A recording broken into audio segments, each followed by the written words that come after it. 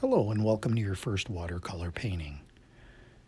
First off, you're going to need watercolor paper, a large goat hair or Hake brush, a cup of clean water to start with, and finally a rigger brush. Those are the only two brushes that you're going to need to complete this painting.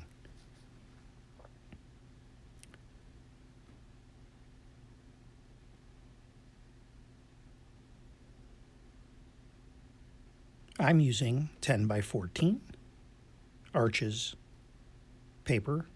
You'll also need a towel to dry your brush on and a palette of colors, which will be listed in the description. First thing you're going to do is you're going to wet your brush and then dab it off the excess onto the towel, and then make strokes straight across about halfway or 3/4 of the way down the paper.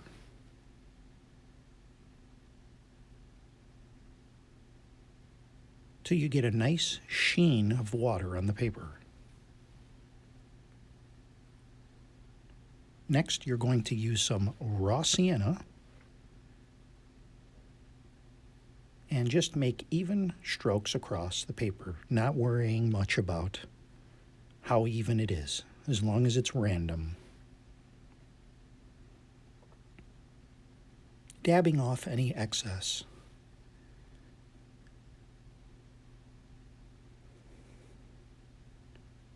Now, if you like, you can get a little bit more creative with the raw sienna and create areas of light or random areas of intensity for the sky area.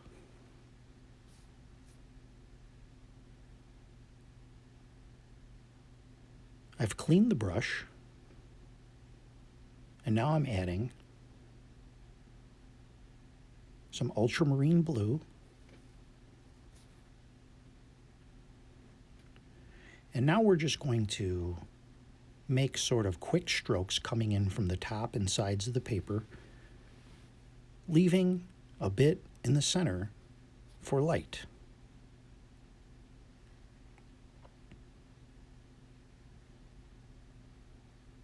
I'm wiping off the excess so we don't have any run down the page.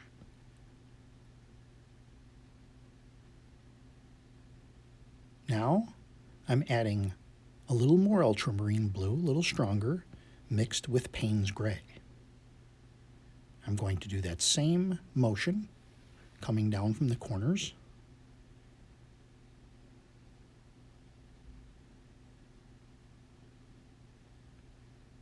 Again, being cautious to leave areas of light in the center of the page. Dabbing off any little excess and using that to make extra clouds into the light area. Next, I'm going to add some more Payne's gray, no washing of the brush, and create some darker variations of cloud formations, coming in again from the top and creating some shapes coming in from the sides.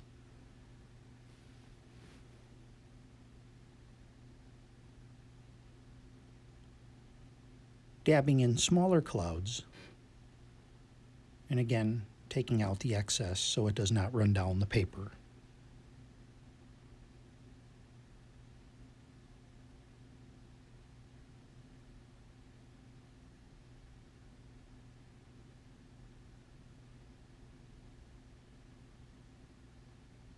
Now I'm adding the same colors from the sky, and I'm just in short strokes creating some hills or mountains.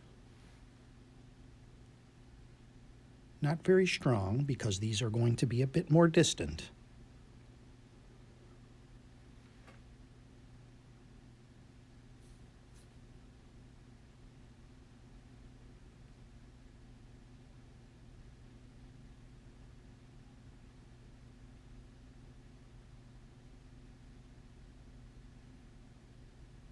Now I'm making up some burnt umber, added already onto the brush,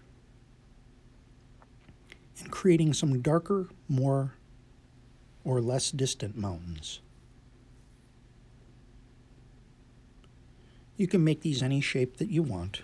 I'm keeping this very, very simple.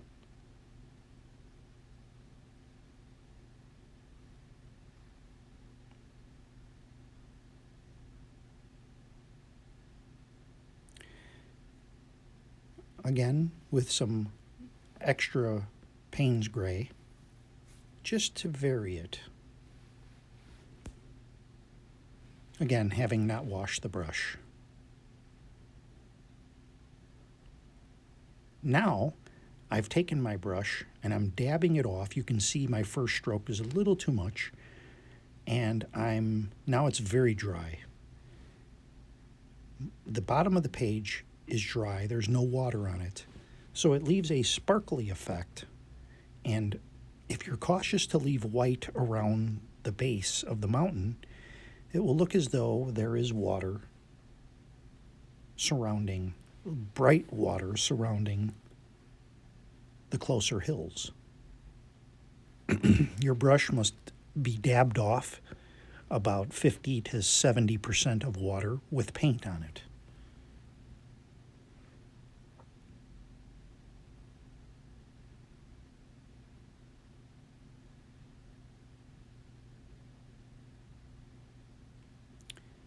And as long as this is wet, you can make some corrections if you want to fill in some areas. And that's it for part 1. Part 2, we will do slightly more advanced. Okay, welcome to part 2. Now that it's had a chance to dry, somewhat, it's still a little wet, I'm going to give it a little spray with the spray bottle. This will create some variation in the hills.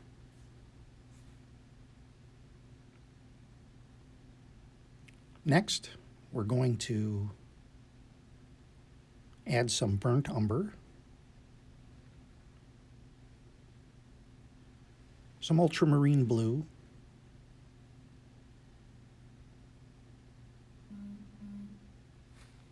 and we're just going to create a base to the closer mountain or hill.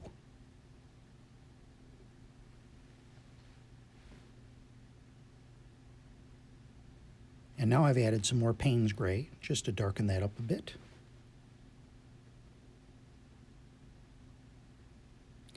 And I'm going to create some foreground elements here at the very base.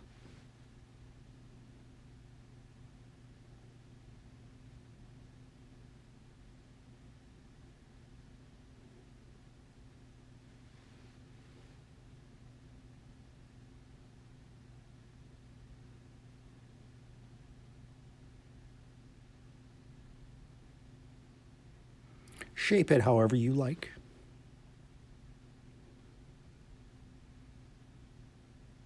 You can give it a spray if you like, and it will help vary up the solidness of the color. I'm just taking a cloth now and reducing the harshness of the base of that mountain.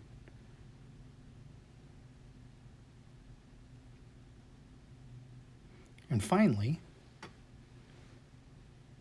or next, we're going to do a tree. Oh, before that, let's take our card. I'm using just a simple plastic credit card, and I'm just going to scratch in. You don't have to do this, but I'm just scratching in some rocks or some textures. Same thing on the bottom.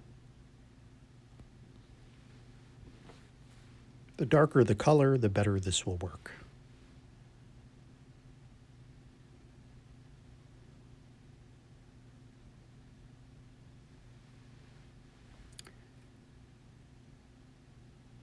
Next, I'm coming in with some more Payne's gray added to the same brush, no having washed it, and just darkening up. You go from light to dark with watercolor as a general rule. It can be broken, but for our purposes.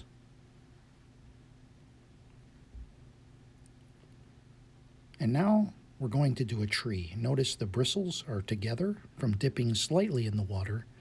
And we're just going to make a trunk straight up the page. Just run it straight up the page.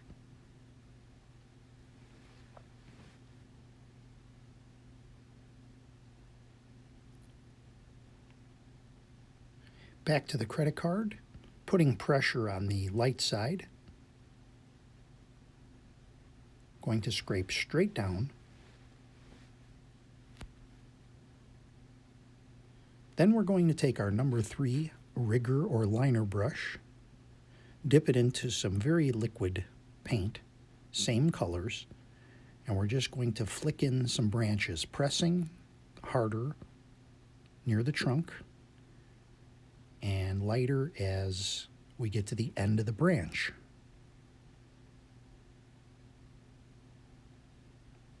And you can do this as many times as you like. I wouldn't overdo it, but a few branches will be sufficient. And if you plan on putting any leaves in, it's going to cover up some of those branches, so you won't need to get too particular.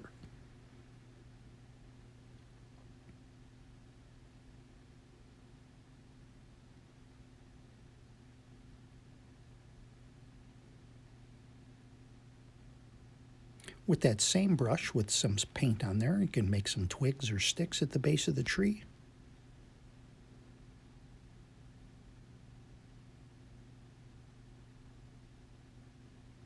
Back to the large brush.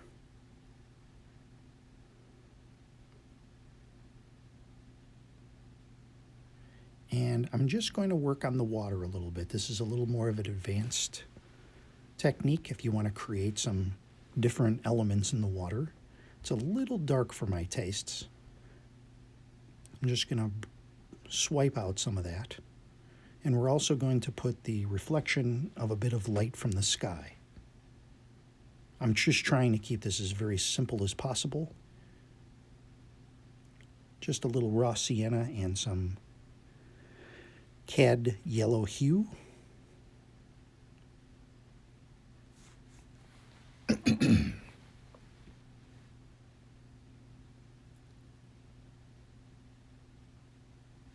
Being careful not to disturb the area around the hills on top. Give it a spray and let it blend.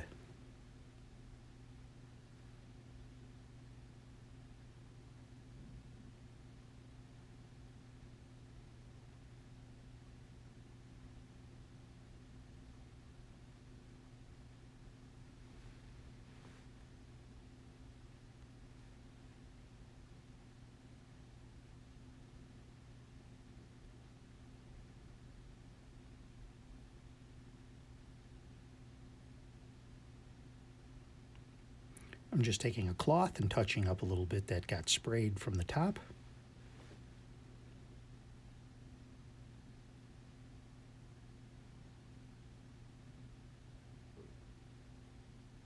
And wiping off the excess at the bottom of the page.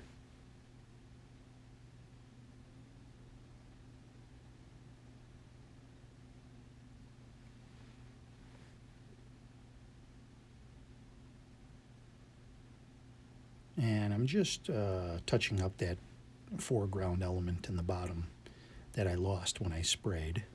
As long as it's wet, you can continue to add to it.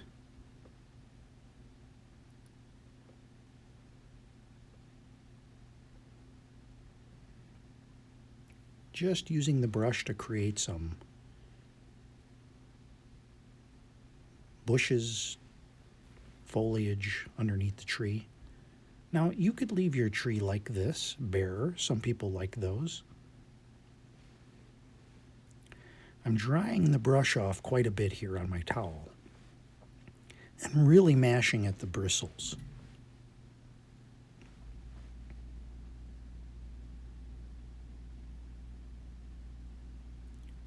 Now, as you can see, we have a pretty frayed brush here.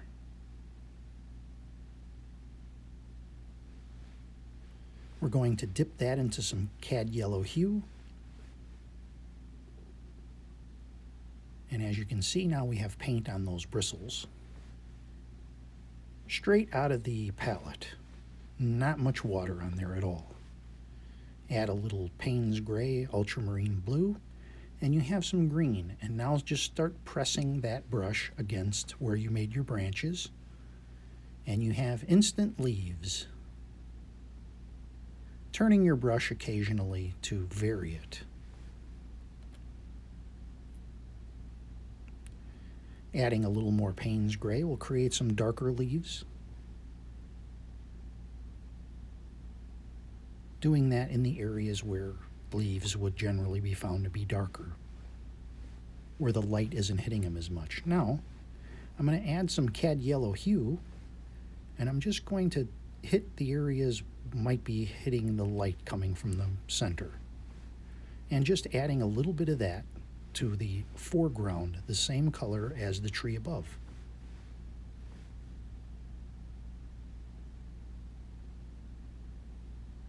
Utilizing the bristles in such a way that they leave a grassy look.